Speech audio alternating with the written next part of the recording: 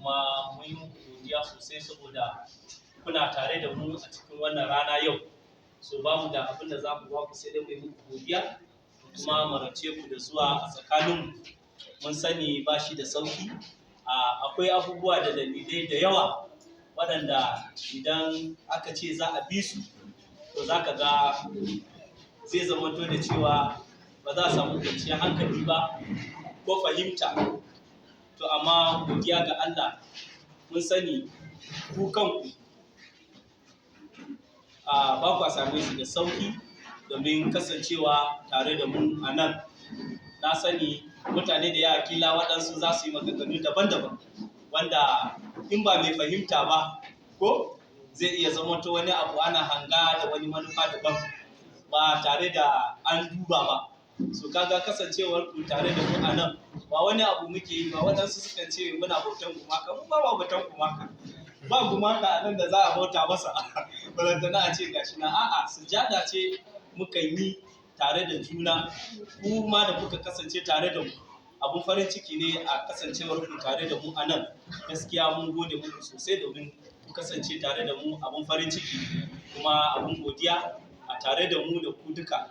Mun sani wannan yana nuna alama ce ta farin ciki da salama ko da kuma zaman tare da kuma haƙuri, wanda yana da kyau a ce mun fahimci juna addinan nan guda biyu wanda Ubangiji ya sa mu dukanmu a ciki.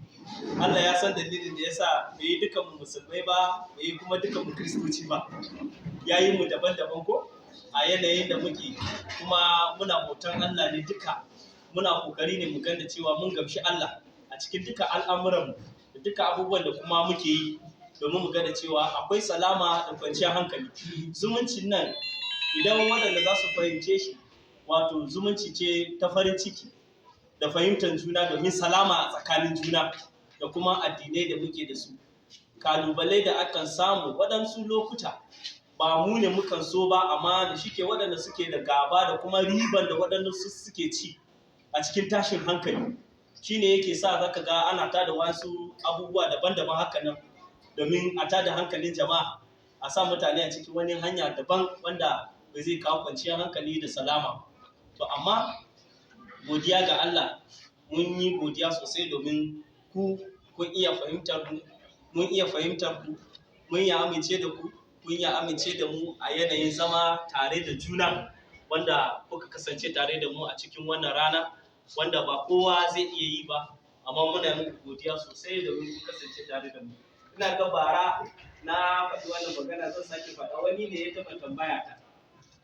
Tambaya ne wani ne ya mini saboda wani dalili ne, sai ya tambaye ni, ya ce wai ni dan shiya ne. Na ce ni dan shiya ne mana. Sai ya ce akan me kace kai dan shiya? Na ce ni dan shiya ne mana, baka gani bane. Amen. So ba da wani dalili bane ya tambaye. Na ce ni ma dan haka nake. So ba wani dalili bane domin zaman tare da muke da juna, tare muke zama tare ko ina. Yanda muka same ku, kuna same mu, muna tare da juna sosai.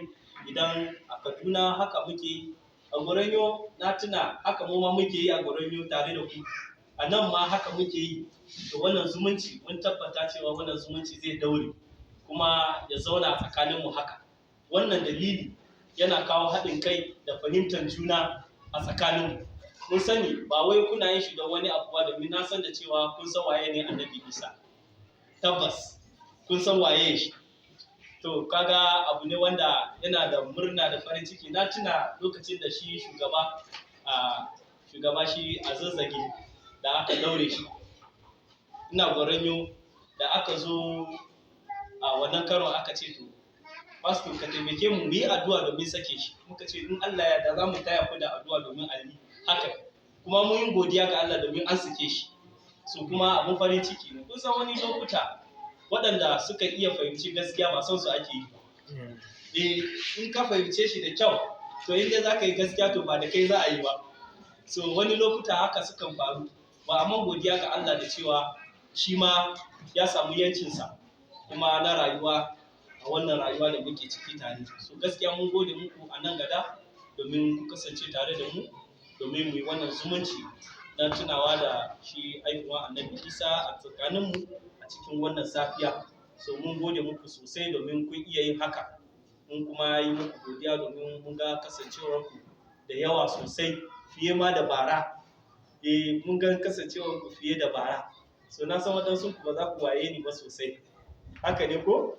Ni kuma waɗansu kuma ni ma ba zan waye su sosai ba, wasu sai dai mu haɗu a hanya mu yi gaisuwa, ban iya sani ba, kila su za su iya sani na, amma ni kuma ba zan iya sani ba.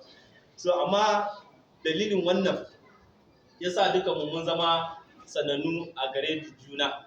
Ina ganin ina shekara na guda kenan a Gada, so shi yasa, so kaga ya nuna da cewa yau mun fahimci juna kuma na iya gane ko ina na muka haɗu na san waye wannan, ko da ban san da suna ba dai amma zan iya gane a fuska ko. So kaga abun farin ciki ne gaskiya, mun gode muku sosai domin kasancewar ku tare da mu a cikin wannan wuri domin mu yi wannan biki tare kuma yi wannan farin ciki tare. Mun tabbata da cewa Allah zai taimake mu, zai kuma bishe mu sosai a cikin sunan Yesu. Kamar da muka sani, kasar mu a wannan zamani da muke ciki, kasar tana bukatar addu'a, tana bukatar addu'o'in mu sosai. Kuma idan muka ci gaba da addu'o'i domin kasar nan, to salama za ta kasance da dukkan abubuwan da ya kamata ya kasance a kasar nan zai kasance. Babu abin da ya fi karfin addu'a. So mudin muna addu'a mun kuma mika kasar nan a hannunsa, to yana da iko ya taimake mu a cikin kalubale da muke samu na tsaro, da kalubale na rayuwa, da tsadar rayuwa, da wadansu abubuwan da muke fuskanta. Gaskiya ne. So kaga idan muka mika su ga addu'o'i, muna ganin cewa akwai nasara. Idan muka ci gaba da addu'a, sai idan mun haɗa kai, mun haɗa hannu, muka ci gaba da addu'o'i domin kasar nan za a taimaka. Ɗazun na yi magana a kai, hakkinmu ne. Mu dukkanmu muna da haƙƙi 'yan Najeriya mu iya canza kasar nan. An ba mu iko, shine kuri'unmu, katinan zaɓenmu. Muna da yanci mu zaɓi waɗanda za su iya taimakawa kasar nan domin kasar ta zama to ɗaya, kasar ta iya yin nasara. So wannan katin ba ta sayarwa ba ce. Naka faɗa jama'a ta nan, naka ce ba ta sayarwa ba ce. Na mayancin kai. In ka sayar da shi ma, mun lura da cewa hukumar zaɓe ta nuna cewa ko an siya katin ka bai da amfani. Domin yanzu ana reading number. So idan ba kai ba ne, hannunka bai nuna ba, ba za a kirga shi ba. So komin sayan da za a yi bai zai zama da amfani ba. Amma yana da kyau mu ceci kasarmu ta wurin zaɓe da aka ba mu yanci. Kada ka ce ba za ka je ka yi zaɓe ba. Ai gwamnati ba ta yi mana komai ba. Gwamnati ba za ta yi mana komai ba. Dama ni na fidda zuciya, kar ka fidda zuciya. Ka je ka yi zaɓe. Zaɓen nan zai taimaka. Kila ƙuri'anka ne kaɗai zai iya ceci kasar nan, kuma ka zauna a kai. So haƙƙi ne a gare mu duka. Mu iya ceci kasar nan ta wasu dalilai, ta hanyar ƙuri'a. Za mu iya taimakawa kasar nan domin kasar nan ta sake dawowa a yanayin da take da. So wani lokuta mukan iya yin zaɓen ra'ayi don son kanmu, a'a, amma mu mikawa Allah komai. Allah shine zai yi mana zaɓi mai kyau. Sa'ilin nan Allah yakan bi ta abin da muka yi niyya. So kaga idan mun yi niyya muka yi zaɓe a hanyar da ya dace, za ka ga salama da kwanciyar hankali za ta kasance. So wannan haƙƙi ne a gare mu duka, mu ba da juna, mu yi haƙuri da juna, mu yi haƙuri tare da junanmu, mu yi zaman salama tare da juna. Mukan ba wa juna haƙuri ko, domin mu yi zaman tare da matayenmu, da 'ya'yanmu, da gidajenmu, mu yi haƙuri ko. Yawa, duk abin da mai gida ya kawo a sa masa albarka, hakan nan. Domin zamanin da ya kai haka, zai iya yiwuwa kila ana ci abinci da nama, yanzu kuma nama ya gagara, kifin ma ya sai ya fi ƙarfi. To kaga in an kawo zalla, a yi masa godiya kawai, a yi addu'a a ci.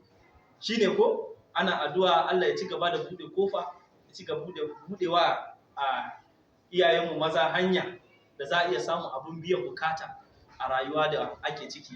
So wannan ita ce abin da ya kamata mu yi, kuma yi zaman lafiya tare da juna. Zaman lafiyar nan ita ce abin da muke iya karfafawa, mu karfafa juna a kai.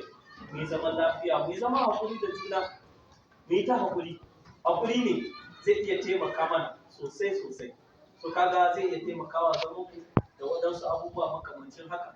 Kuma wani lokuta yana da kyau sai mu guji kalamai marasa amfani, kalamai waɗanda ba za su gina ba, kalamai da za su tunzura mutum ya yi abin da bai kamata ba. Kaga waɗancan abubuwan ba za su taimaka mana ba, kuma ba za su taɓa kawo salama ba. kuma za ta kuma iya yiwuwa mu ga da cewa salama ta kasance ba. Idan zan raina addinin da yanayin abin da kuke yi, idan zan raina ta, to kaga babu zaman salama, babu lafiya.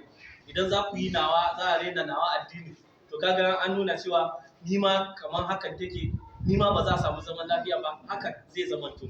Amma idan mun darajarta, annabawan nan dukkan sun zo da manufa, kuma sun zo da manufa mai kyau. Babu annabin da ya zo da manufa mummuna, ya zo da manufa ne mai kyau. Mu mutane mu muke canza abin da aka kawo mai kyau. Da a ce za mu bi abin da annabawan nan suke kawo, da wannan duk tashi hankali ba za su kawo. Amma dalilai shine mukan zubar da asalin abin da annabawan suka kawo mana. Sai muna ɗauki ra'ayin kanmu da son kanmu suka ga mun kawo su. To kaga duk abin da ya zo na son kanka ba shirin Allah ba, to kaga dole ne a samu tashin hankali. So gaskiya muna karfafawa mu yi hakuri da juna, mu kuma yi zaman lafiya tare da juna, kuma zumunci da kuka kawo mun tabbata zai zama to tabbatacce, kuma za mu ci gaba da wannan zumunci tare da ku. In Allah ya yarda muna nan masu rai da lafiya, kuma muna ba da gaskiya cewa Allah zai taimake mu kuma gama komai lafiya. Allah ya bishe mu duka, amin. Zan roka mutum ɗaya daga cikinku wanda zai iya zuwa ya yi magana a madadin misalin nan. Za mu yi addu'o'i domin ƙasarmu, za mu yi addu'o'i. Krista ɗaya zai yi addu'a, misalin nan makwabtanmu ma musulmai za su yi addu'a, mutum ɗaya domin salamar ƙasarmu ko da kuma zaɓe da yake zuwa a gaba, yadda Ubangiji zai sa a yi shi lafiya, a gama kuma lafiya ba tare da tashin hankali. So muna roƙo mutum ɗaya, so zai zo ba yi wannan a madadin sauran jama'a duka.